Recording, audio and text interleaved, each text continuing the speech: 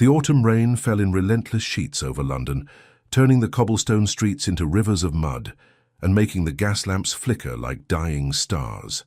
Inside the grand ballroom of Harrington House, however, the glittering assembly of England's finest nobility remained blissfully insulated from the tempest outside, their jewels catching the candlelight as they waltzed and gossiped with equal enthusiasm.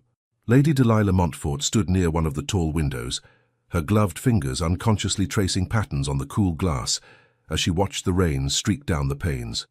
At 23, she was considered a beauty even in a room full of beautiful women. Her auburn hair was arranged in an elegant coiffure that allowed soft curls to frame her heart-shaped face, and her gown of ivory silk embroidered with delicate silver thread complemented her porcelain complexion and unusual violet blue eyes. "You look positively melancholy, sister," came a familiar voice beside her. "Surely the spectacle of London's most eligible bachelors making fools of themselves should provide some amusement." Delilah turned to see her elder brother, Philip Montfort, the Marquis of Ashford, regarding her with that particular expression of brotherly concern that always made her feel simultaneously protected and suffocated. At 30 years of age, Philip cut an imposing figure in his perfectly tailored evening clothes, his dark hair and aristocratic features drawing admiring glances from several young ladies across the room. "I was merely thinking how strange it is," Delilah replied softly, "that we dance and laugh while outside people struggle through the storm with nowhere warm to go." Philip's expression softened.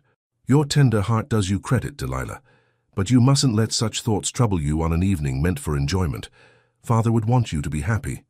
The mention of their father, who had passed away 2 years prior, brought a familiar ache to Delilah's chest.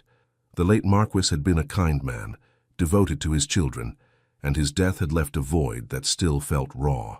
"I know," she murmured, forcing a small smile. "Forgive me. I shall endeavor to be more cheerful." "That's my girl." Philip squeezed her hand gently.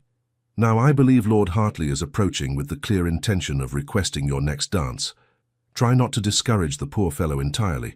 He's harmless enough, even if he does prose on about his hunting dogs."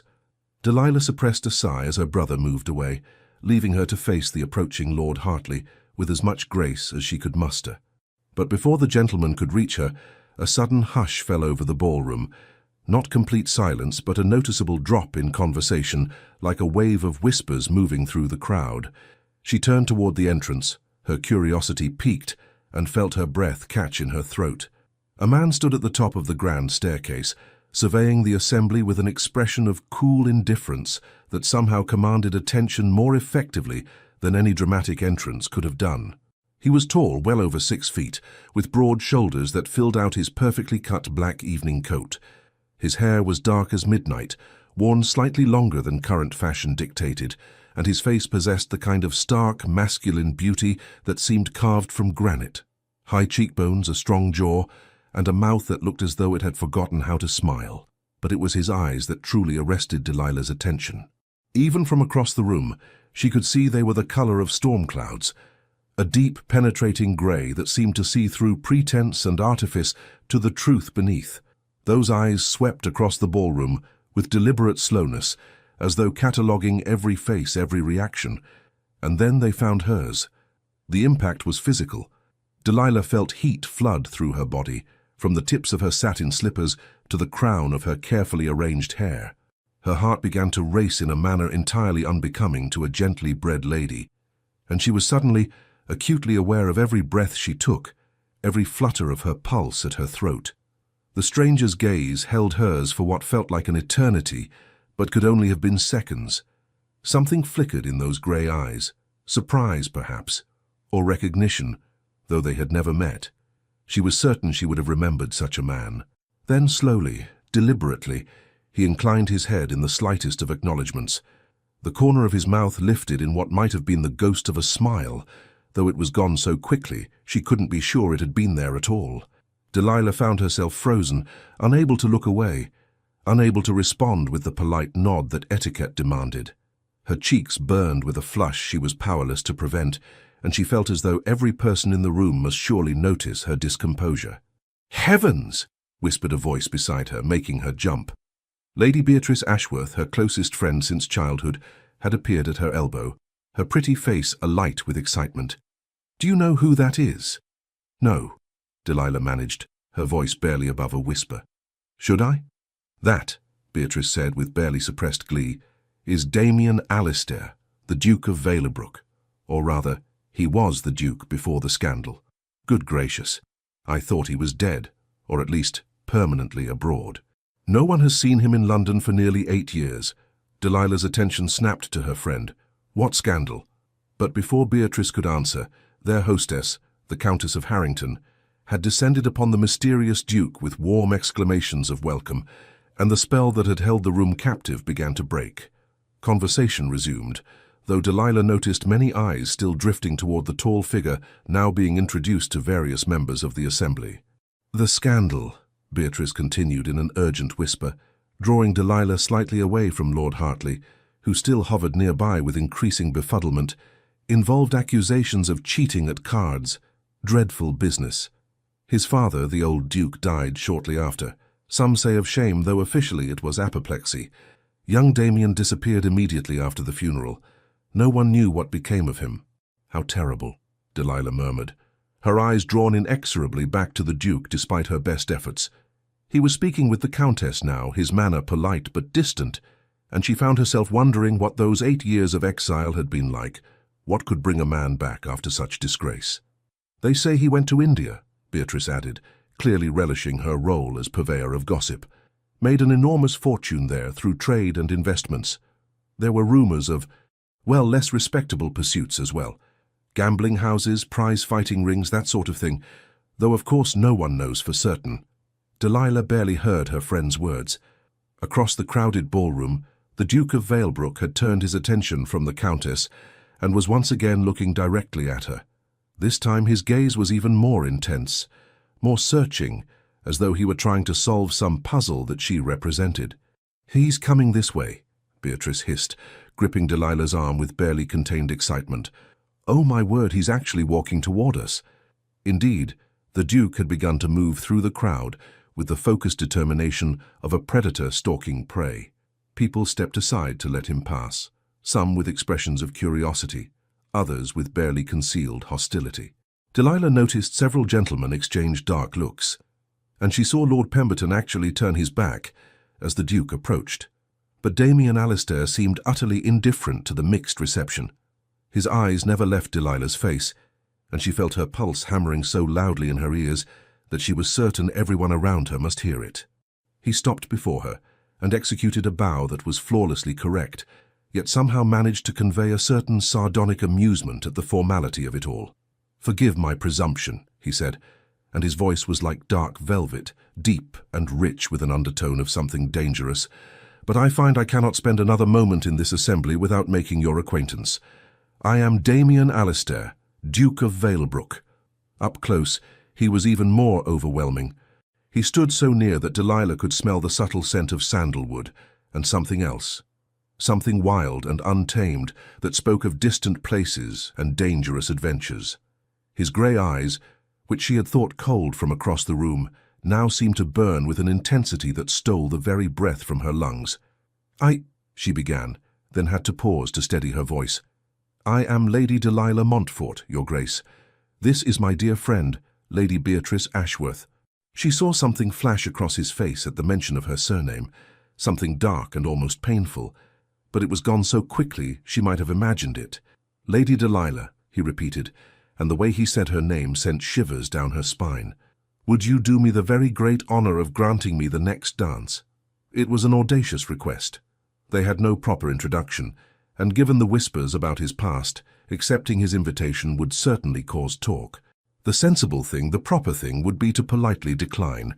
But Delilah found herself utterly incapable of being sensible. Something in his eyes, a vulnerability buried deep beneath the dangerous exterior, a loneliness that called to something in her own soul, made refusal impossible. "I would be delighted, Your Grace," she heard herself say, and placed her gloved hand in his outstretched palm. The moment their hands touched, even through the barrier of their gloves, Delilah felt a jolt of electricity that seemed to race through her entire body. From the way Damien's eyes widened fractionally, she knew he had felt it too. He led her onto the dance floor just as the orchestra began a waltz.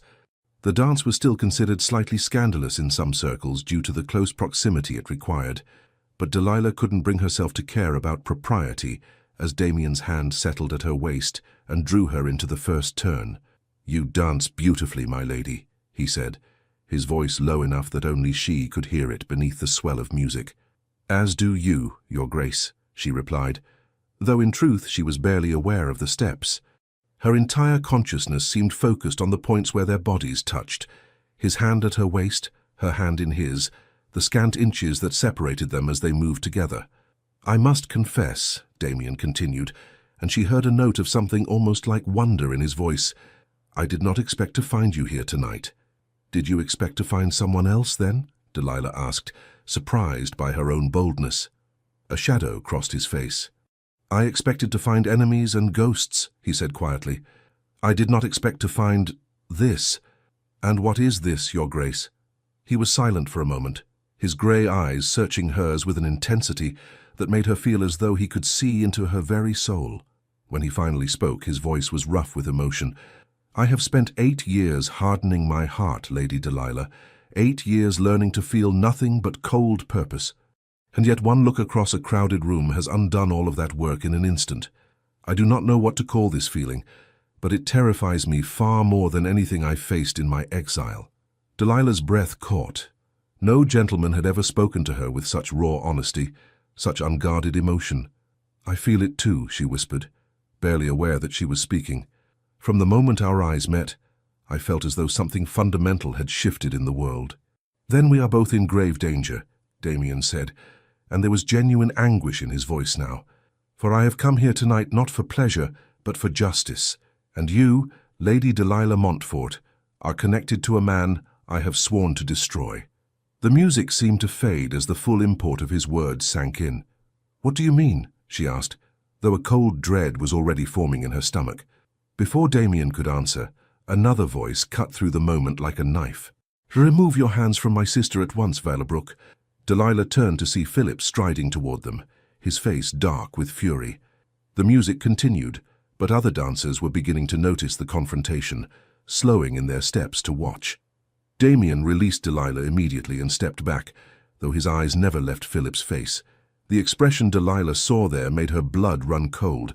It was pure, undiluted hatred, barely leashed, and all the more terrible for its control. "Ashford," Damien said, his voice now utterly devoid of the warmth it had held moments before, "how pleasant to see you after all these years."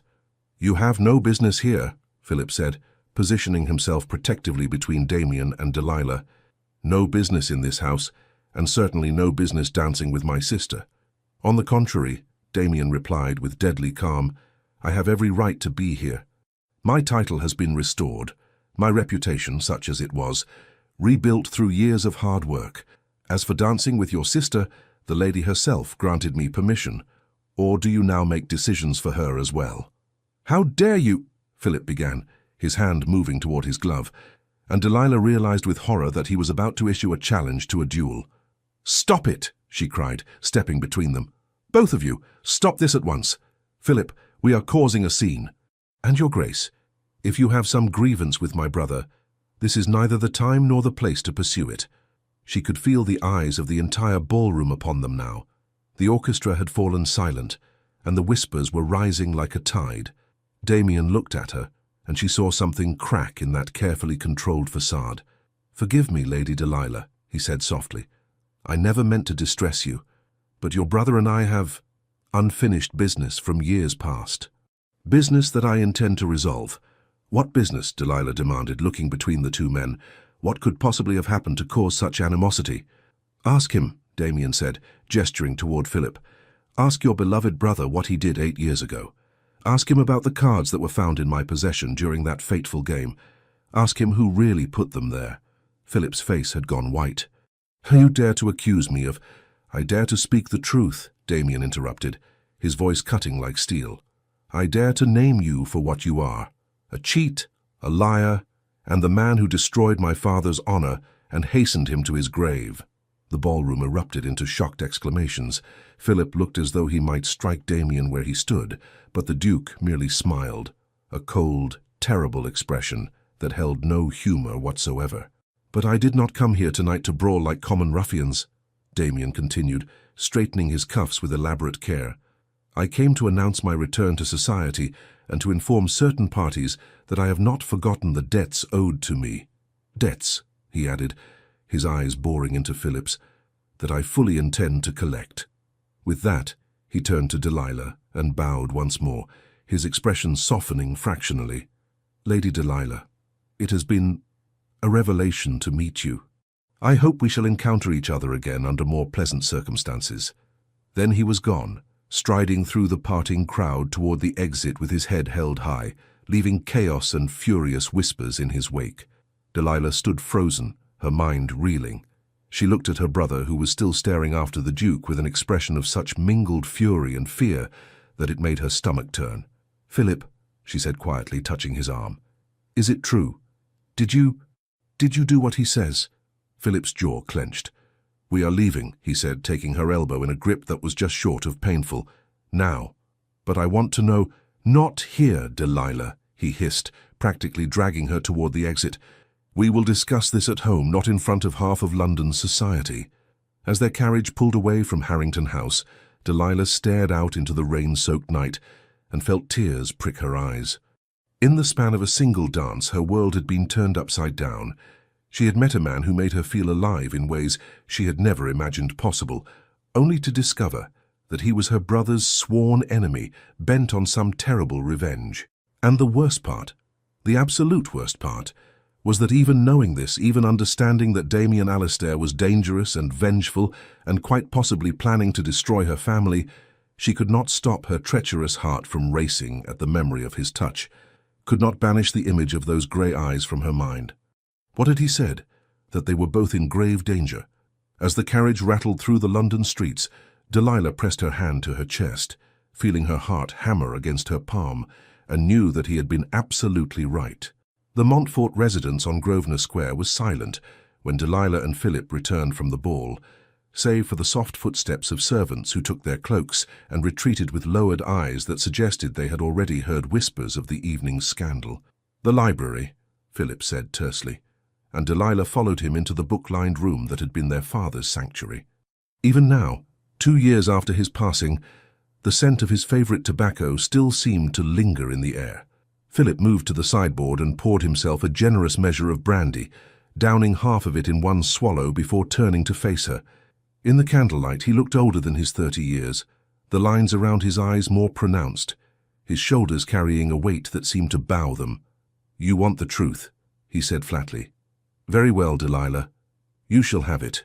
She settled into one of the leather armchairs, her hands folded tightly in her lap to keep them from trembling. "Did you cheat at cards? Did you frame the Duke of Valebrook?" Philip laughed, a bitter, hollow sound. "Frame him? Good God, is that what he told you?" "He suggested it," Delilah replied, trying to keep her voice steady. "He said you put marked cards in his possession during a game. He said you destroyed his father's honor and hastened his death." "And you believe him?" Philip's voice was sharp.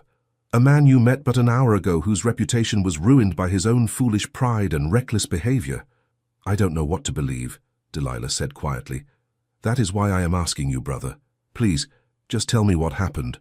Philip drained the rest of his brandy and set the glass down with more force than necessary. For a long moment he stood with his back to her, staring at the rain streaming down the windows. "It was 8 years ago," he finally said. "I was 22, barely a year into my title after father's illness had forced him to retire from public life. Damien Alistair was different then. Arrogant, certainly, but there was a lightness to him, a joy in life that I confess I envied. He had everything: title, wealth, a father he adored, and who adored him in return." "What happened?" Delilah prompted when he fell silent. "There was a card game at White's. Very high stakes, even by the standards of our set. Damien was winning, he usually did, he had the devil's own luck. But that night, something felt wrong. The way he handled the cards, the pattern of his wins.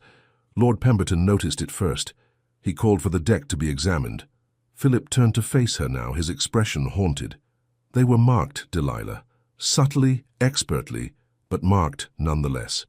And when they searched Damien's coat, they found 2 more decks, identically marked, hidden in the lining.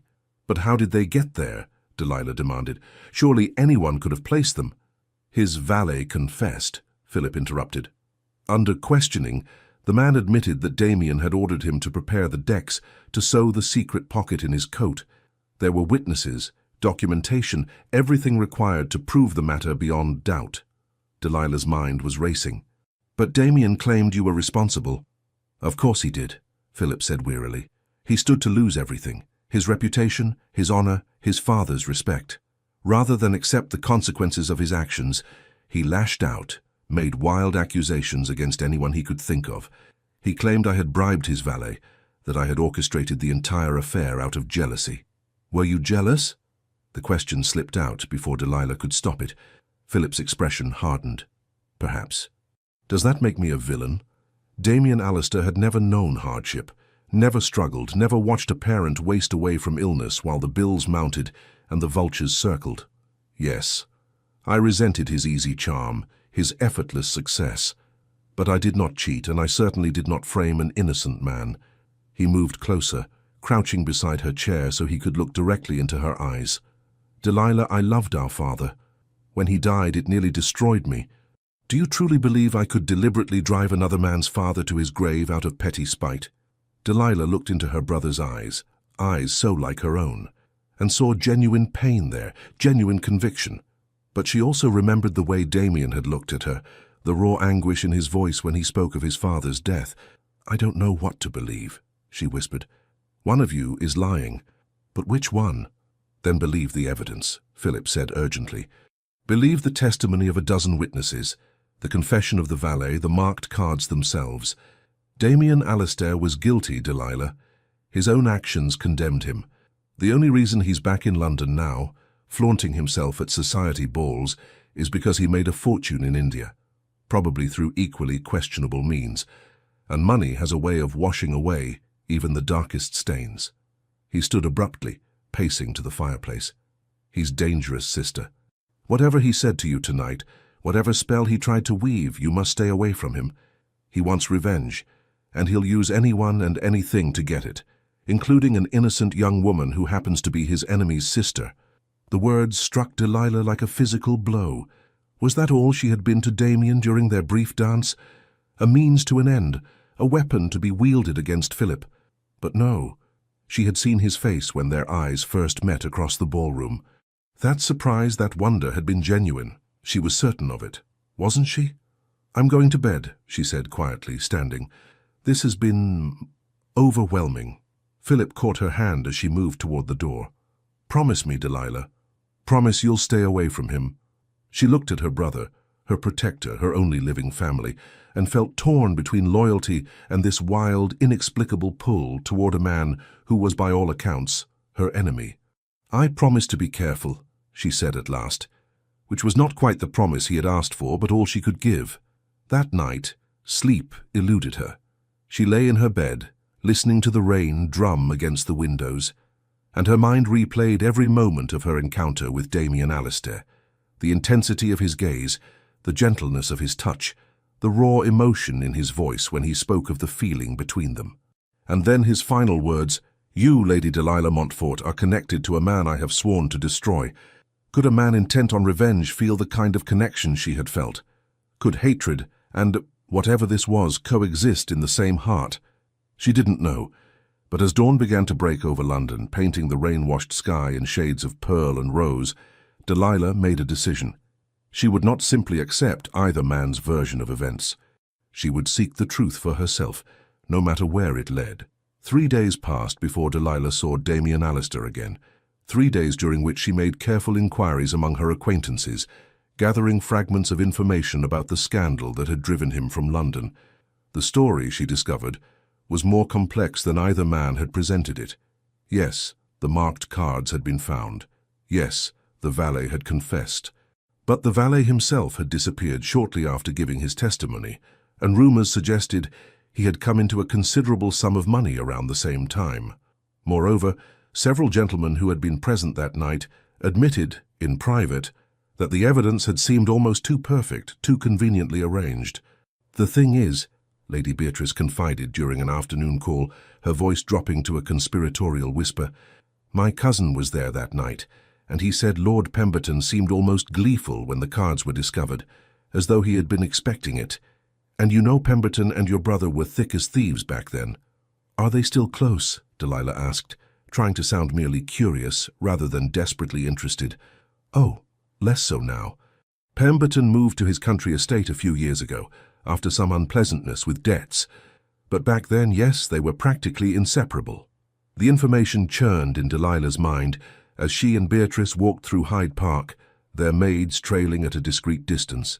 It was one of those crisp autumn days when the sun broke through the clouds in shafts of golden light, and the fallen leaves crunched satisfyingly beneath their boots. They were discussing the upcoming Devonshire ball when Beatrice suddenly gripped Delilah's arm. "Don't look now," she hissed, "but the Duke of Valebrook is riding this way. Good heavens, he cuts a fine figure on horseback." Of course, Delilah looked immediately. Damien was indeed approaching on a magnificent black stallion, controlling the powerful animal with an ease that spoke of years of expert horsemanship. He was dressed for riding in buckskin breeches and a dark coat that emphasized the breadth of his shoulders, and even from a distance, those grey eyes seemed to find and hold hers. "Lady Delilah," he said, bringing his mount to a halt and dismounting in one fluid motion. "Lady Beatrice, what a pleasant surprise." "Your Grace," Delilah managed, acutely aware of her racing pulse. "I trust you are well?" "Well enough," he replied, and she caught the double meaning in his words, the unspoken acknowledgement of the turmoil that had followed their dance. "I wonder if I might have a word with you in private, Lady Delilah. That is," he added, glancing at Beatrice, "if your companion would be so good as to allow it." Beatrice's eyes were practically dancing with curiosity. "Of course, Your Grace. I shall just admire those roses over there, quite intently, and at some distance." She practically skipped away, leaving Delilah alone with Damien save for the maids who hovered far enough away to preserve propriety while remaining visible. "I must apologize," Damien said quietly, his eyes searching hers. "For the scene at the ball, I never intended to cause you such distress." "Then why did you ask me to dance?" Delilah asked, surprised by her own boldness. "If you knew I was Philip's sister, if you came to the ball seeking confrontation with him, why approach me at all?" A muscle worked in Damien's jaw. "Because I am, it seems, a far greater fool than I realized. I saw you across that ballroom, and every carefully laid plan, every cold calculation, every vow I had made to myself over 8 years of exile, all of it became meaningless. In that moment, there was only you." The raw honesty of his words stole Delilah's breath. "But afterward I remembered who I was and why I had returned to London," Damien said grimly. "I remembered the look on my father's face when society turned their backs on him, when his oldest friends refused to acknowledge him in the street. I remembered finding him dead in his study, a letter to me clutched in his hand, begging me to clear our family name." His voice broke slightly on the last words, and Delilah saw the agony in his eyes, the grief that 8 years had not diminished. "I'm so sorry," she whispered. "Losing a parent is... I know how it feels to carry that pain." "Then you understand why I cannot simply forget," Damien said. "Why I must see justice done." "Justice," Delilah repeated. "Or revenge?" He smiled bitterly. "Is there a difference?" "Yes," she said firmly. "Justice seeks truth and restoration. Revenge seeks only to inflict pain. What is it you truly want, Your Grace?" Damien was silent for a long moment, his grey eyes studying her face as though memorizing every feature. "A week ago, I could have answered that question without hesitation. Now," he shook his head, "now I find myself questioning everything." "My brother says you were guilty," Delilah said, watching his reaction carefully. "He says there were witnesses, evidence, a confession." "And do you believe him?" "I want to believe him," she admitted. "He is my brother, my protector, but—" "But?" Damien prompted. "But I have also made inquiries of my own, and I have found that the truth of that night is perhaps not as clear as either of you would have me believe." Something flickered in Damien's expression. Respect, perhaps, or hope. "You are investigating?" "I am seeking to understand what really happened. And I will tell you the same thing I told Philip. I will not simply accept your word or his without evidence." Damien stepped closer, close enough that she could see the fine lines at the corners of his eyes, the shadow of stubble along his jaw. "You are a remarkable woman, Lady Delilah Montfort, more remarkable than I ever could have imagined. Flattery will not sway me," she said, though her voice was not as steady as she would have liked. "It is not flattery if it is the simple truth." His hand lifted as though he might touch her face, but he stopped himself, letting it fall back to his side. "I did not cheat at cards that night. I swear it on my father's grave, on everything I hold sacred. I was framed, and your brother was instrumental in that deception." "Then prove it," Delilah challenged. "If you want me to believe you, show me evidence. Don't just demand that I take your word over Philip's." "I intend to," Damien said. "I have spent 8 years gathering information, tracking down witnesses, piecing together what really happened that night. Soon, I will have everything I need to expose the truth before all of society." "And what then?" Delilah asked softly. "When you have your proof, when you have destroyed my brother's reputation as yours was destroyed, will that bring your father back? Will that ease the pain you carry?" The question clearly struck deep. Damien's jaw clenched, and she saw a war playing out behind his eyes. "I don't know," he finally admitted, "but I know I cannot move forward with my life until I have laid the past to rest, until I have honored my father's memory by clearing his name and exposing those who wronged him. And where do I fit into all of this?" The question came out barely above a whisper. Damien's expression softened, and this time he did reach out, his fingers brushing lightly against her gloved hand. Even through the fabric, she felt that electric connection, that pull that seemed to draw them together despite all reason. "You," he said quietly, "are the complication I never anticipated. The one factor that threatens to undo all my carefully constructed plans. Because I find, Lady Delilah, that I cannot pursue vengeance against your brother without hurting you, and the thought of causing you pain is unbearable." "Then perhaps you should reconsider your course," Delilah said, though her heart was hammering. "Perhaps there is another way to clear your father's name without destroying my family." "Is there?" Damien asked. "Can you suggest such a way?" Delilah thought of Philip's face when he had spoken of their father, the genuine pain she had seen there. Whatever had happened 8 years ago, she did not believe her brother was entirely villain or Damien entirely victim. The truth, she suspected, lay somewhere in between. "I will help you," she said, surprising even herself. "I will help you discover what really happened that night. But in exchange, you must promise me something." "What?" Damien asked, his eyes intent on hers. "That whatever we discover, you will pursue justice rather than revenge, that you will not seek to destroy Philip simply for the sake of destruction, and that you will give me time to speak with him, to try to find a resolution that does not tear apart everything I hold dear." It was a bold proposition, and she saw Damien wrestle with it. She was asking him to trust her, to delay his revenge, to place his faith in the sister of the man he believed had ruined his life.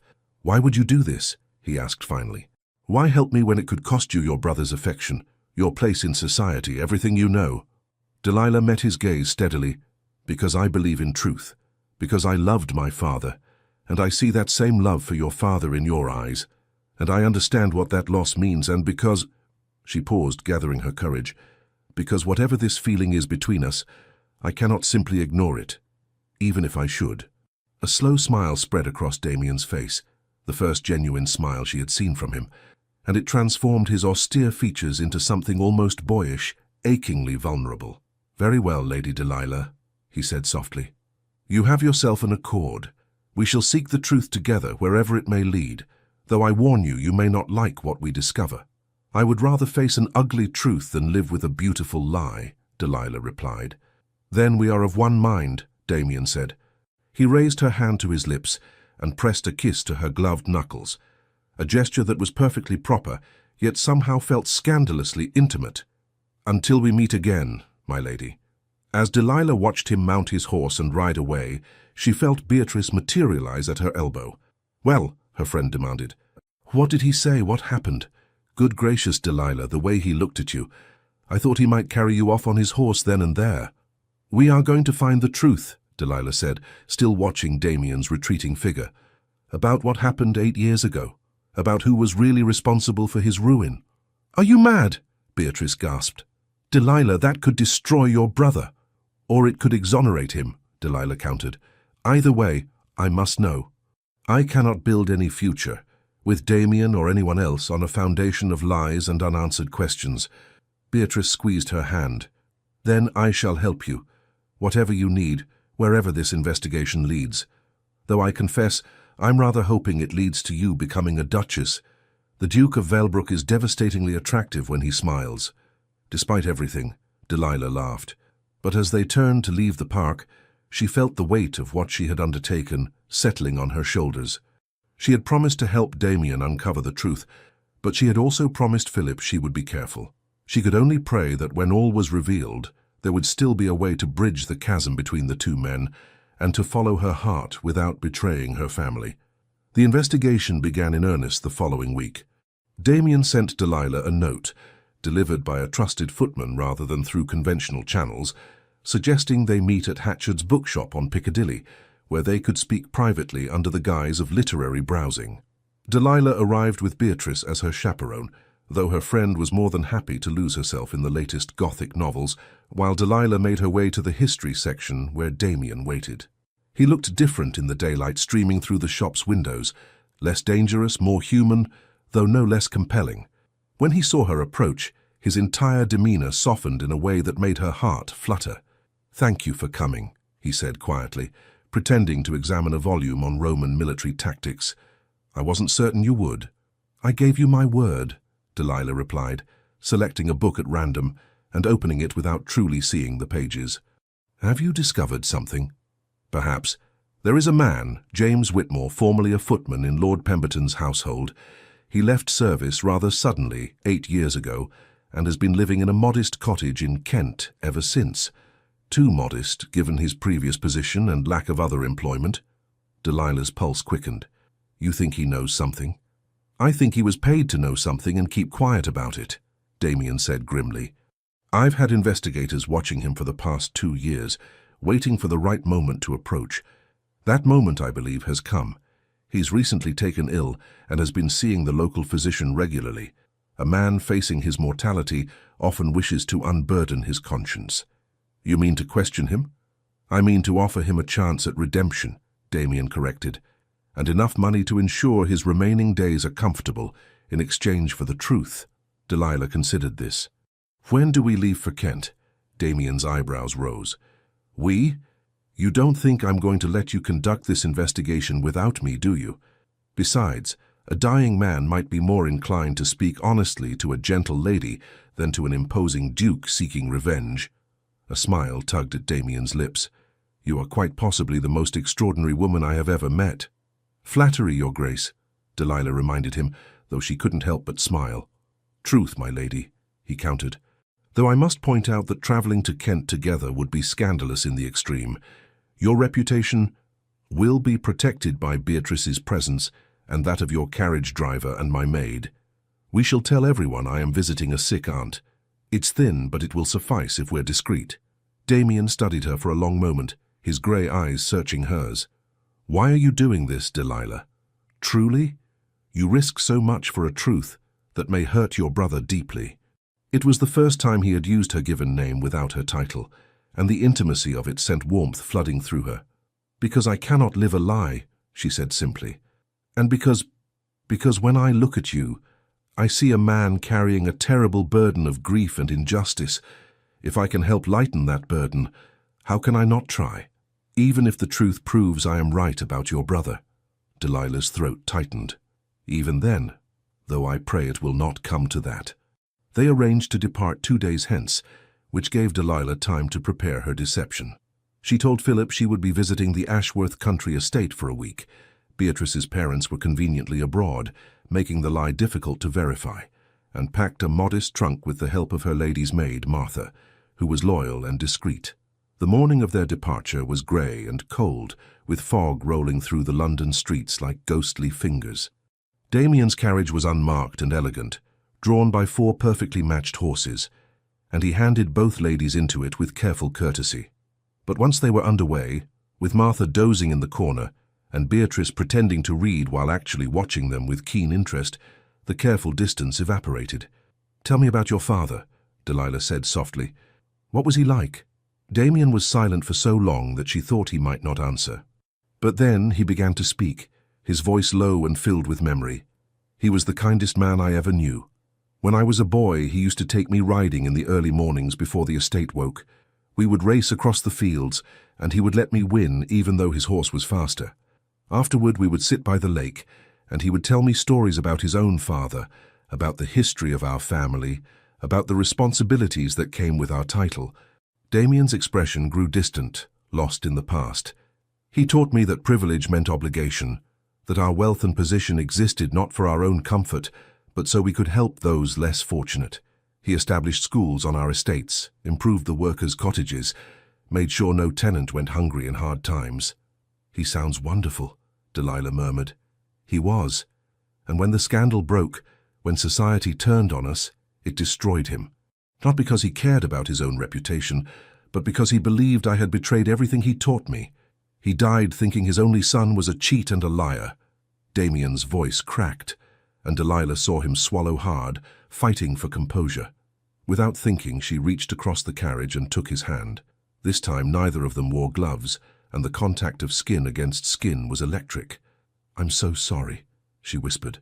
"To lose a parent is terrible enough, but to lose them believing the worst of you, I cannot imagine such pain." "Tell me about your father," Damien said, his fingers tightening around hers. "Please, I would like to know." So Delilah spoke of her own father, his gentle humor, his love of books, his pride in his children. She spoke of watching him decline, of the illness that had stolen his strength bit by bit, until the vibrant man she knew was just a shadow. "At the end, he made Philip promise to always protect me," she said. "I think that's why my brother is so intense about keeping me safe. He sees it as his sacred duty, the last promise he made to our father."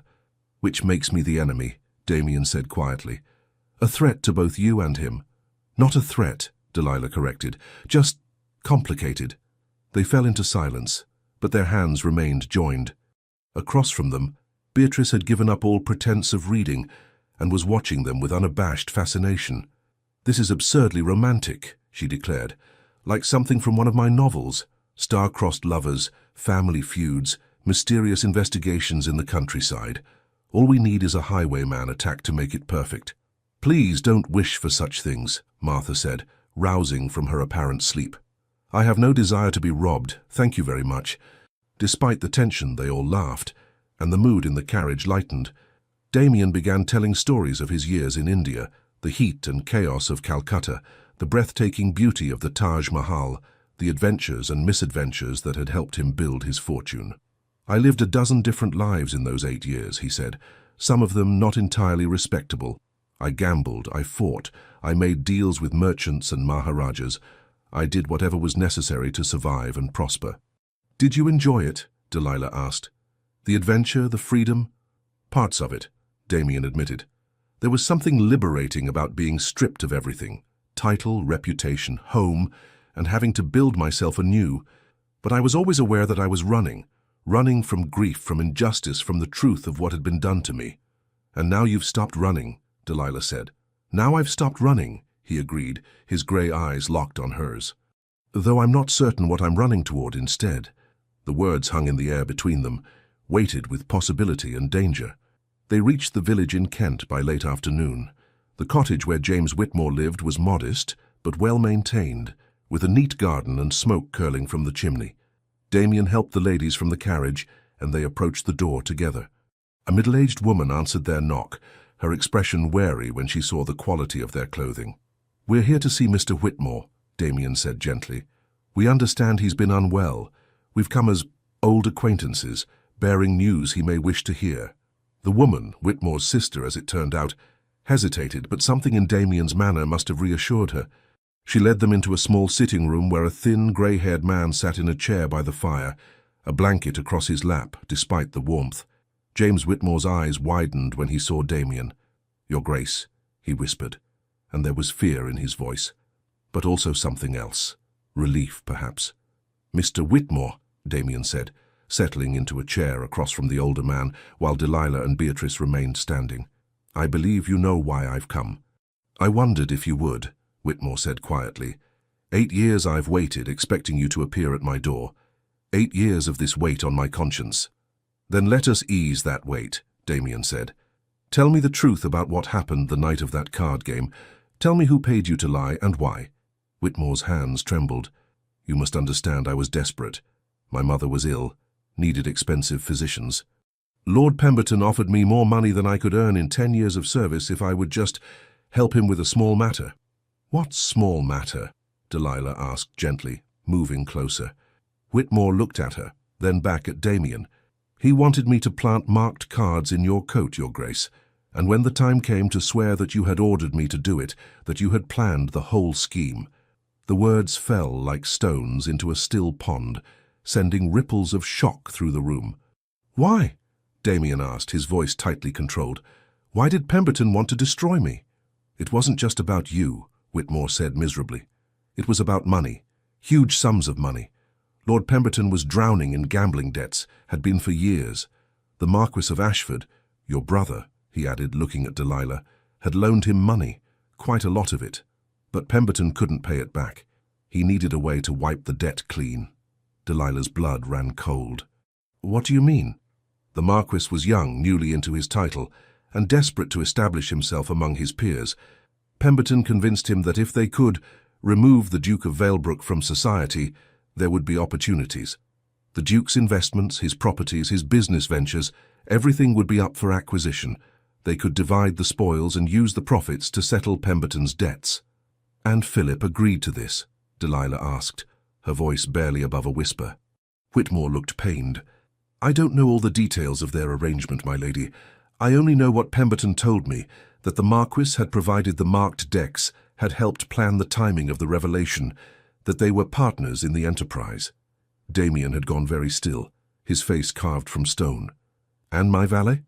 The one who confessed? Bribed, just as I was. Paid handsomely and sent abroad with enough money to live comfortably for the rest of his days. Whitmore's eyes filled with tears. I'm sorry, Your Grace, I'm so terribly sorry. I knew it was wrong, but my mother... I convinced myself that you were rich, that you could weather the scandal, that no real harm would be done. But when I heard your father had died, when I realized what we'd truly cost you... He broke off, coughing, and his sister hurried to bring him water. Why didn't you come forward? Damien asked. If your conscience troubled you so much, why maintain the lie all these years? Fear, Whitmore said simply. Pemberton made it clear that if I ever spoke the truth, I would have an accident, a fatal one, and the Marquis, he had the power and influence to make me disappear without anyone asking questions. I was a coward, Your Grace. I chose my own life over your honor, and I've paid for that choice every day since. Silence fell over the room. Delilah felt as though the ground had dropped out from beneath her feet. Philip, her kind, protective brother, had been part of a conspiracy to destroy an innocent man for profit. I'll swear to all of this, Whitmore said. Before a magistrate, before anyone you choose. I'm dying anyway. The physician says I have perhaps 3 months remaining. I'd like to meet my maker with a clean conscience, even if it means facing earthly punishment first. Damien stood abruptly and walked to the window, staring out at the fading light. Delilah could see the tension in every line of his body, the barely controlled rage that threatened to break through his careful composure. Your Grace, she began, but he held up a hand. I need a moment, he said tightly. Please. Delilah turned to Whitmore. This testimony, you would truly be willing to give it publicly? I would, my lady, though I expect it will bring ruin to your family name. For that I am sorry. The truth is the truth, Delilah said, though her voice shook. No matter how painful. Outside she found Damien pacing in the small garden, his hands clenched into fists. When he heard her approach, he spun to face her. I was right, he said, and there was no triumph in his voice, only anguish. All these years I was right. Your brother destroyed my life, killed my father, and I was right. I know, Delilah whispered, tears streaming down her face. I'm so sorry, Damien, I'm so very sorry. Sorry? He laughed bitterly. What good is sorry? Will it bring my father back? Will it restore the 8 years I lost, the home I had to flee, the life that was stolen from me? No, Delilah said. But what will bring those things back? Revenge? Destroying Philip as he destroyed you? Will that heal the wounds in your heart? I don't know, Damien shouted, then seemed to catch himself. When he spoke again, his voice was quieter, but no less intense. I don't know what will heal me, Delilah, but I know I cannot simply let this go. Justice demands truth and restitution, Delilah interrupted, not more destruction. Yes, Philip must face consequences for what he did, but please, Damien, please, let me speak to him first. Let me confront him with this evidence and give him a chance to make amends before you bring this before all of society. Why? Damien demanded. Why should I show him any mercy when he showed none to me? Because you are a better man than he is, Delilah said fiercely. Because revenge may satisfy for a moment, but it will not bring you peace. And because— She stepped closer, placing her hand on his chest, feeling his heart race beneath her palm. Because I love you, Damien Alistair. I love you, and I cannot bear to see you consumed by hatred and bitterness. The words seemed to shock them both. They stood frozen in the twilight garden, the world narrowing to just the two of them. You love me? Damien whispered. I do, Delilah confirmed, tears still streaming down her face. Heaven help me, but I do. I love your strength and your pain, your quest for justice and your capacity for feeling. I love the man you are and the man you could be if you let go of this need for vengeance. Damien's hands came up to frame her face, his thumbs brushing away her tears with infinite gentleness. I love you too, he said hoarsely. From that first moment across the ballroom I have been utterly, completely yours, and it terrifies me because loving you means choosing between my vow to my father and my hope for a future. How can I do both? By seeking justice rather than revenge, Delilah pleaded. By demanding that Philip make amends, restore what he took, acknowledge his crimes, but also by allowing him the chance for redemption. People can change, Damien. They can grow and learn from their mistakes. 8 years ago, Philip was young and foolish and desperate. That doesn't excuse what he did, but perhaps there's a way forward that doesn't require destroying everyone involved. Damien pulled her close, burying his face in her hair. She felt him tremble, felt the war raging within him between the cold, vengeful man he had become and the better man he wanted to be for her. I will give you 1 week, he said finally. 1 week to speak to your brother, to show him the evidence, to see if he is capable of the remorse and restitution you believe possible. If he is, if he truly repents and makes amends, then perhaps we can find another path. But if he refuses, if he maintains his lies or attempts to harm Whitmore or anyone else involved, then I will bring the full force of the truth down upon him, and let society judge him as they judged me. It wasn't everything Delilah had hoped for, but it was enough. Thank you, she whispered. Thank you for giving him a chance. I'm not doing it for him, Damien said. I'm doing it for you, for us, for the possibility of a future where I am not defined by my past. He kissed her then, gentle and desperate and full of promise. When they finally broke apart, both were breathless. We should return to London, Delilah said. I need to speak with Philip as soon as possible. The journey back was silent, each of them lost in thought. But as London's lights began to appear in the distance, Damien took Delilah's hand once more. Whatever happens, he said quietly, know that you have changed me, that loving you has already given me something I thought lost forever, hope. Delilah squeezed his hand, praying that hope would be enough to carry them through the storm that was coming. Delilah returned to Grosvenor Square late that evening, her mind churning with how to approach Philip. She found him in the library as she had expected, reviewing estate accounts by candlelight.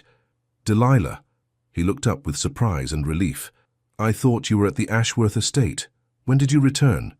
Just now, she said, closing the door behind her. And I need to speak with you about something of grave importance. Something in her tone made Philip set down his pen. What's happened? Are you all right? I'm fine, Delilah said, settling into the chair across from his desk. But I need you to tell me the truth about something, Philip. The whole truth with no evasions or half-truths. His expression became guarded. About what? About what really happened 8 years ago. About Damien Alistair and the card game at White's. About Lord Pemberton and Mark Dex and a man named James Whitmore. The colour drained from Philip's face. Where did you hear that name? I've just returned from Kent, where Mr. Whitmore told me everything. How Pemberton paid him to plant the cards in Damien's coat. how he was instructed to lie about Damien ordering him to do it, and how you provided the marked decks and helped plan the entire scheme. Philip stood abruptly, his chair scraping against the floor. That's preposterous. You can't possibly believe— Don't! Delilah interrupted, her voice sharp. Don't insult me with more lies, Philip. Whitmore is dying, and he's willing to swear to everything before a magistrate. The truth is coming out whether you acknowledge it or not. The only question is whether you'll face it with honor or continue to hide behind deception. Philip's face worked through a series of expressions: denial, anger, fear, before finally settling on something like defeat. He sank back into his chair, suddenly looking much older than his 30 years. "How did you find him?" he asked quietly. "Damien has been investigating for years. He never believed he was guilty, and he was right not to." At the mention of Damien's name, Philip's jaw clenched. "So you've allied yourself with him? Against your own family?" "I've allied myself with the truth," Delilah corrected, "and with justice. Two things you apparently abandoned 8 years ago." A long silence stretched between them. Finally, Philip spoke, his voice heavy with exhaustion. "You want to know what happened? Very well. I'll tell you." He poured himself a generous measure of brandy and drank deeply before continuing. "When Father fell ill, I inherited not just his title but also his debts. Debts I hadn't known existed, hidden away in ledgers he never shared with me. We were on the brink of ruin, Delilah. The estate, this house, everything. It would have all been lost." "So you conspired to ruin an innocent man?" Delilah asked, unable to keep the disgust from her voice. "I conspired to save our family," Philip shot back. "Pemberton came to me with a plan. Valebrook was rich, successful, and arrogant. If we could discredit him, his business ventures would fail. His properties could be purchased cheaply, and we could rebuild our fortune. It seemed victimless. A few years of social exile for Valebrook, financial salvation for us."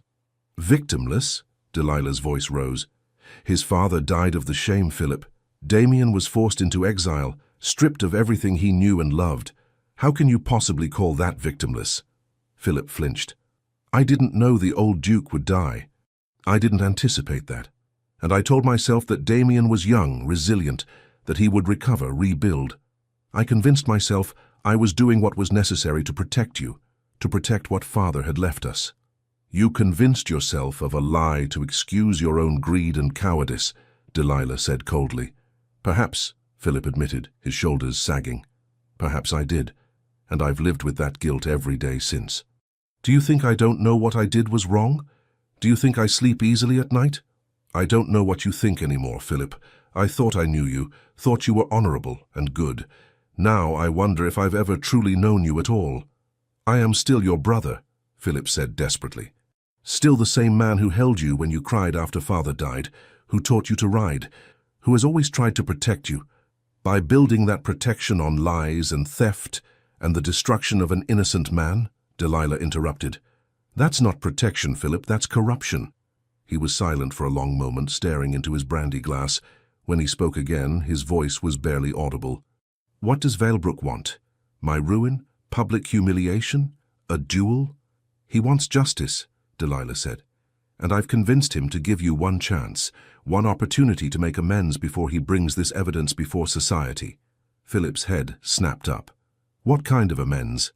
"Full confession, public acknowledgement of what you did, financial restitution for what Damien lost, his business ventures, his properties, everything that was taken when his reputation was destroyed, and a formal apology before witnesses, admitting your crime and clearing his name completely." "That would destroy me," Philip whispered. "Everything I've built, my position in society, my prospects for marriage, all of it would be gone." "Yes," Delilah said without sympathy, "just as Damien's were gone 8 years ago. The difference is that you will deserve your fate, whereas he did not." Philip stood and moved to the window, his reflection ghostly in the dark glass. "And if I refuse? Then Damien will bring Whitmore before a magistrate, will present all the evidence he's gathered, and will ensure that the full truth comes out in the most public and humiliating way possible. At least if you confess voluntarily, you retain some measure of dignity." "Dignity?" Philip laughed bitterly. "There's no dignity in confessing to cheating and conspiracy. There's more dignity in owning your mistakes than in being exposed as a liar and a coward," Delilah countered. Father used to say that true nobility wasn't about titles or wealth. It was about character, about doing the right thing even when it's difficult. Show me that you still have some of Father's character left in you, Philip. Do the right thing. Philip turned to face her, and she saw tears glistening in his eyes. You love him, don't you? Valbrook. Delilah didn't hesitate. I do. How can you love the man who will destroy your family? How can I not love the man whose life and honor my family destroyed? Delilah responded. Philip, Damien has every right to hate us, to seek revenge without mercy. But he's giving you a chance at redemption because I asked him to, because despite everything, he's a better man than you were 8 years ago. The question is, are you a better man now than you were then? The question hung in the air between them. Philip sank back into his chair, his face buried in his hands. I don't know if I can do it, he said finally. Confess publicly, face the scandal, lose everything. You can, Delilah said firmly, because the alternative is worse. If you're exposed as not just a cheat but a coward who refused to take responsibility for his actions, you'll never be able to hold your head up again. But if you confess, if you make amends, at least there's a possibility of eventual redemption. She moved to kneel beside his chair, taking his hands in hers. I'm not asking you to do this for Damien. I'm asking you to do it for yourself, for your soul. Father would want you to make this right, no matter the cost. Philip looked at her, really looked at her, and she saw the moment something broke inside him, the careful walls of justification and self-deception crumbling to reveal the guilt and shame he'd been carrying for 8 years. You're right, he whispered. God help me, but you're right. I've been a coward, hiding from what I did, convincing myself I had no choice. But there's always a choice, isn't there? I chose wrong 8 years ago, and I've been choosing wrong ever since by maintaining the lie. Then choose right now, Delilah urged. It's not too late, Philip. It's never too late to do the right thing. He squeezed her hands tightly. If I do this, if I confess and make amends, will you forgive me? Delilah felt tears sting her eyes. Eventually, yes, but you need to forgive yourself first, and you need to earn Damien's forgiveness through your actions, not just your words. Philip nodded slowly. Very well. Tell Valbrook I'll meet with him. Tomorrow, if he wishes. I'll do what needs to be done. Relief flooded through Delilah. Thank you, brother. Thank you for finding the courage to do what's right. Don't thank me yet, Philip said with a sad smile. I haven't actually done anything yet except agree to ruin myself. You've done more than that, Delilah said. You've chosen honor over comfort. That's no small thing. The meeting was arranged for the following afternoon at Damien's townhouse in Mayfair. Delilah insisted on being present, and after some argument both men agreed. She arrived early and found Damien in his study, staring out the window with that same haunted expression she had seen so often. He's agreed to confess, she said without preamble, to make full restitution and clear your name publicly. Damien turned to face her, and she saw a complex mix of emotions in his grey eyes. Satisfaction, yes, but also uncertainty, and something that looked almost like disappointment. Why does it feel hollow? He asked quietly. I've spent 8 years wanting this moment, planning for it, dreaming of the day when the truth would come out and justice would be served. But now that it's here, I feel empty. Delilah moved to stand beside him, taking his hand. Because revenge never fills the void left by loss. You wanted your father's honor restored, and it will be. You wanted acknowledgement of the wrong done to you, and you'll have it. But none of that will bring your father back or return those 8 years you lost. Then what will? Damien asked, turning to face her fully. What's the point of any of this if it doesn't heal the wounds? You will heal the wounds, Delilah said softly, by choosing to move forward rather than remain trapped in the past, by building a new life with new purpose and new love. Damien pulled her into his arms, resting his forehead against hers. You're my new life, Delilah. You're the only thing that makes any of this bearable. Then let this be an ending, she urged. Let Philip's confession and restitution be the final chapter of this old story, so we can begin writing a new one. Together. Before Damien could respond, the butler announced Philip's arrival. Delilah felt Damien tense, saw his expression shift to something harder, more controlled. Philip entered the study looking as though he hadn't slept all night. His cravat was slightly askew, his hair less perfectly arranged than usual, and there were dark circles beneath his eyes. But he held himself upright, his shoulders back as he faced the man he had wronged. "Your Grace," he said formally, with a bow that was correct but not deferential. "Thank you for agreeing to see me." "Ashford," Damien replied, his voice cool, "my understanding is that you have something to say to me." Philip glanced at Delilah, who gave him an encouraging nod. He took a deep breath and began. 8 years ago, I conspired with Lord Pemberton to destroy your reputation through false accusations of cheating at cards. I provided the marked decks, helped plan the timing of their discovery, and allowed an innocent man to be ruined for my own financial gain. The words seemed to cost him dearly, and Delilah saw his hands trembling slightly. But he continued, his voice growing stronger. "My actions led to your exile, and to the death of your father, the late Duke. No apology can undo that harm. No restitution can restore what you lost. But I am here to acknowledge my crimes, to clear your name completely, and to make whatever amends are within my power." Damien remained silent, his grey eyes fixed on Philip's face with an intensity that was almost predatory. "I will make a full public confession," Philip continued. "I will restore to you the business ventures and properties that were taken when your reputation was destroyed. I will personally ensure that every member of the Ton knows the truth of what happened, and that you were innocent of all charges." "Why?" Damien asked abruptly. "Why now, after 8 years of silence? What has changed?" Philip's eyes flicked to Delilah again. "My sister helped me see that I've been living a lie, that the guilt and shame I've carried have poisoned everything good in my life. I can't undo the past, but I can face it honestly and try to build something better going forward." "How very noble of you," Damien said, and there was a bitter edge to his voice. "Tell me, Ashford, if Delilah hadn't uncovered the truth, would you have ever come forward? Or would you have been content to let me carry the stain of your crime for the rest of my life?" Philip flinched but didn't look away. "Honestly, I don't know. I'd like to think I would have eventually found the courage to confess, but I can't say that with certainty. I was a coward 8 years ago, and I remained one until my sister forced me to confront what I'd done." "At least you admit it," Damien said. He moved to his desk and pulled out several documents. "These are the papers detailing the properties and business ventures I want restored. The total value is approximately £50,000. Can you manage it?" Philip went pale, but nodded. "It will require selling some properties and taking on debt. But yes, I can manage it." "Good. I also want a written confession, signed and witnessed, detailing exactly what you did, and exonerating me completely.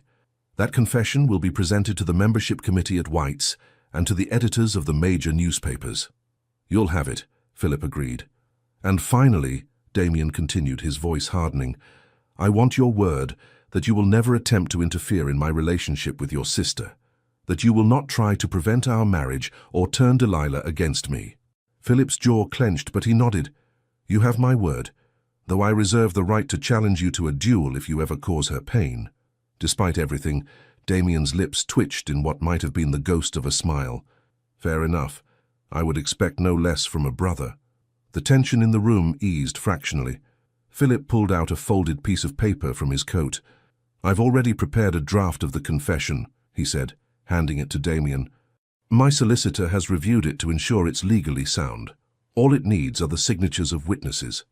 Damien read through the document carefully, and Delilah saw his expression shift as he absorbed the full scope of Philip's admission. When he looked up, there was something new in his eyes, not forgiveness exactly, but perhaps a grudging respect. "This will destroy your reputation," he said quietly. "You understand that?"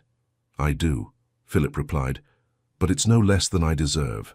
And perhaps in time, if I live honorably from this point forward, I can rebuild something worth having." Damien was silent for a long moment, studying the man who had once been his enemy. Then he set down the confession and extended his hand.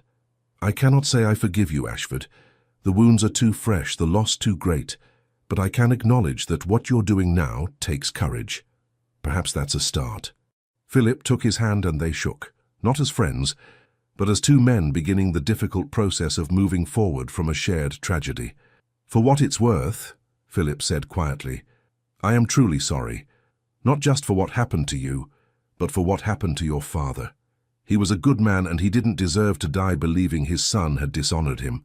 Damien's jaw worked, and Delilah saw the sheen of tears in his eyes. No, he didn't. Thank you for saying that.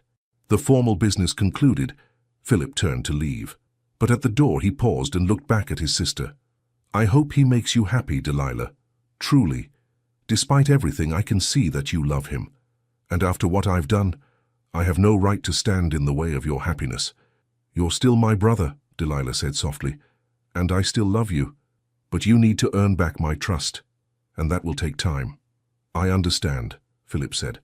I'll spend however long it takes proving that I can be the man Father raised me to be. After he left, Delilah and Damien stood in silence for a long moment. Then Damien pulled her into his arms, holding her so tightly she could barely breathe. Is it really over? He whispered into her hair. Can I truly let go of the anger and the need for revenge?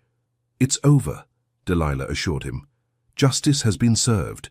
The truth will come out, and your father's name will be cleared. Now you can heal. Now we both can. Damien pulled back just enough to look into her eyes. Marry me, Delilah. I know it's too soon. I know society will gossip, but I cannot spend another day without knowing you'll be mine. Marry me and help me build a life worth living. Yes, Delilah said, tears of joy streaming down her face. Yes, 1,000 times yes. He kissed her then, deep and tender and full of promise. And in that kiss, Delilah felt the weight of the past finally beginning to lift, making way for a future bright with possibility. 3 months later, the scandal that erupted when Philip's confession became public was every bit as devastating as he had feared. Society was shocked, outraged, and endlessly fascinated by the revelation that one of their own had conspired to destroy an innocent man. Philip faced it all with quiet dignity, refusing to make excuses or seek sympathy. He paid the restitution to Damien, sold properties to cover the debts, and accepted his social exile without complaint. But he also found unexpected allies. Several gentlemen who had themselves been victims of false accusations came forward to support him, praising his courage in confessing. And slowly, very slowly, Philip began to rebuild his reputation, not as the charming young marquis he had been, but as a man who had made terrible mistakes and was working to atone for them.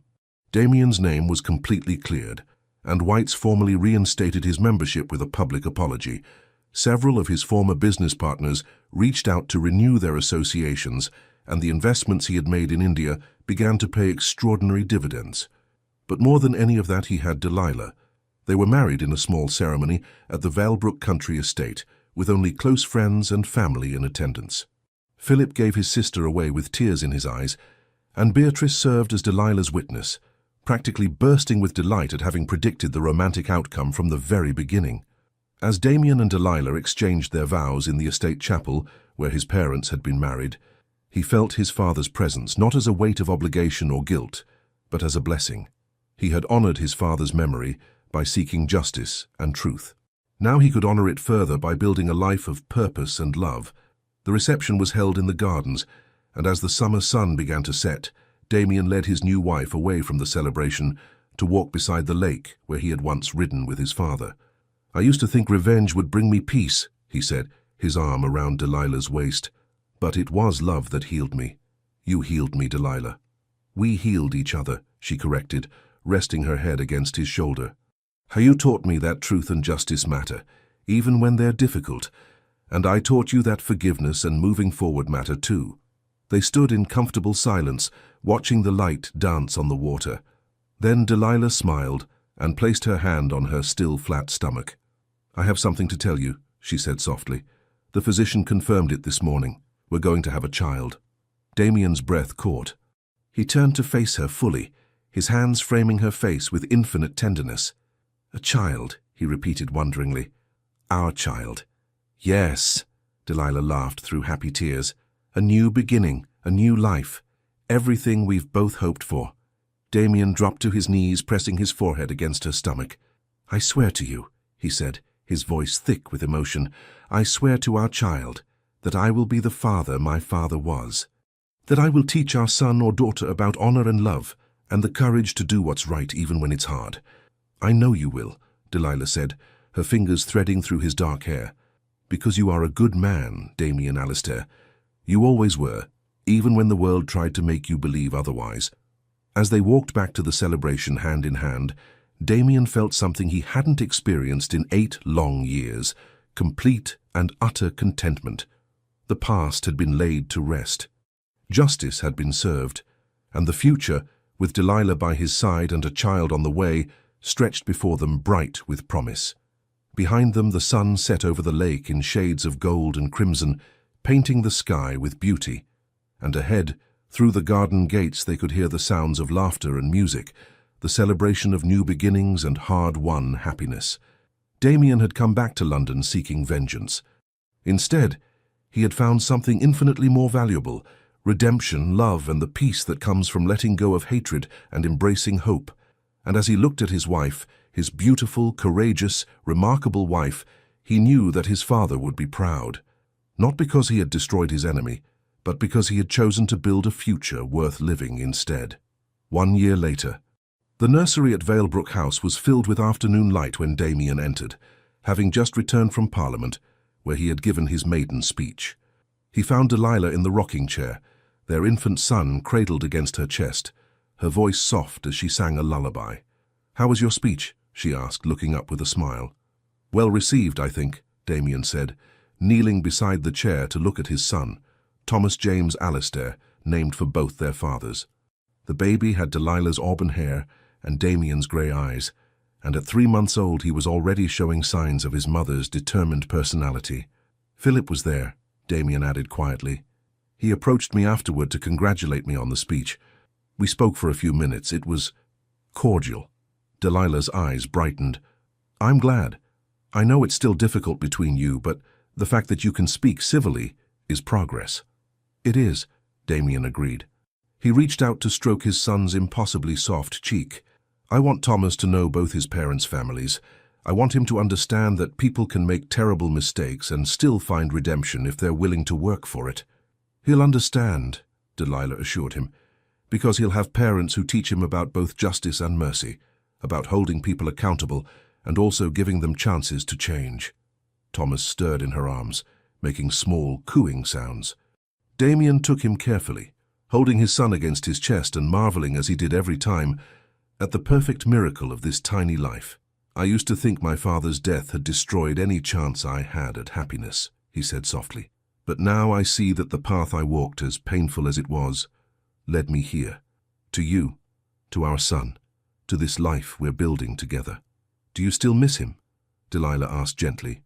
"Your father?" "Every day," Damien admitted. "But I think he would be proud of the man I've become, not because I got revenge, but because I learned to let go of hatred and choose love instead." He looked down at his son, whose grey eyes were beginning to drift closed.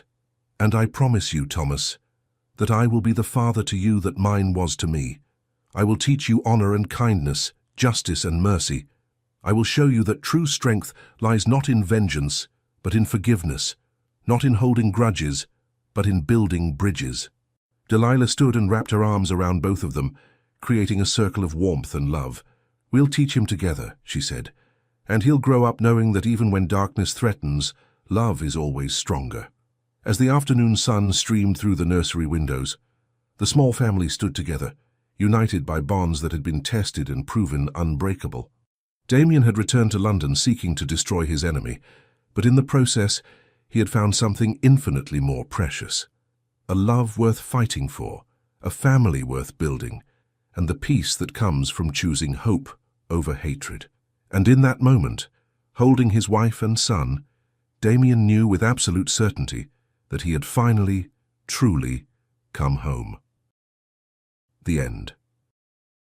Dear listener, as you reach the end of Damien and Delilah's journey, I want you to take a moment and breathe deeply. Let their story settle into your heart. Damien spent 8 years carrying the weight of injustice, planning revenge that he believed would bring him peace. Perhaps you too have carried hurts from years past, betrayals by people you trusted, losses that still ache in the quiet hours of the night. But here is the truth: holding on to bitterness is like drinking poison and expecting the other person to suffer. Those 8 years didn't hurt the people who wronged Damien. They only imprisoned him, keeping him trapped in the worst moment of his life. The transformation came through love and choosing to see beyond the hurt to the possibility of healing. You are not the sum of what others have done to you. Like Damien, you have the power to choose what comes next. Philip's story teaches us that it's never too late to make amends. Yes, confession cost him dearly, but in facing his mistakes honestly, he finally freed himself. If you're carrying guilt tonight, know this. You cannot build a good life on a foundation of lies. It's never too late to choose the harder, better path. And Delilah reminds us that love doesn't mean accepting wrongdoing. It means standing courageously between justice and revenge, demanding truth without destroying relationships. To you who have lived long enough to collect both wounds and wisdom, you have earned the right to let go, to release the grievances you've carried for decades. You deserve to sleep peacefully, to wake without that familiar weight of old anger pressing on your chest. As you prepare to sleep tonight, imagine laying down 3 heavy stones. The first stone is the injustice done to you. It happened, it was wrong, but it no longer has to define you. The second stone is guilt for mistakes you've made. You cannot change the past, but you can change tomorrow. Forgive yourself.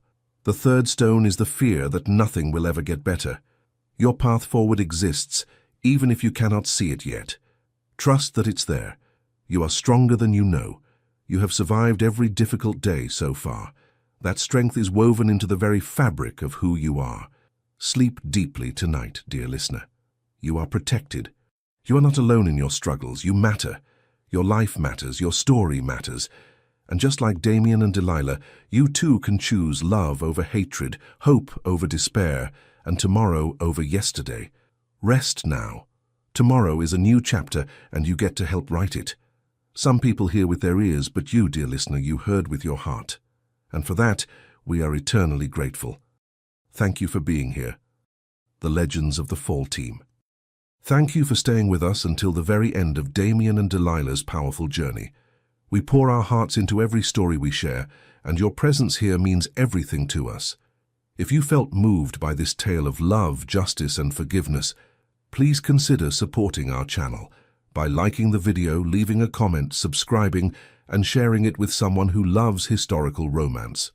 From the bottom of our hearts, thank you for being part of this community. Your support keeps us inspired to continue crafting stories full of redemption, emotional depth, and true love. At the end of this video, you'll see another story from our channel. Click it, and let yourself be swept away by yet another unforgettable tale. With all our gratitude, the Legends of the Fall Team.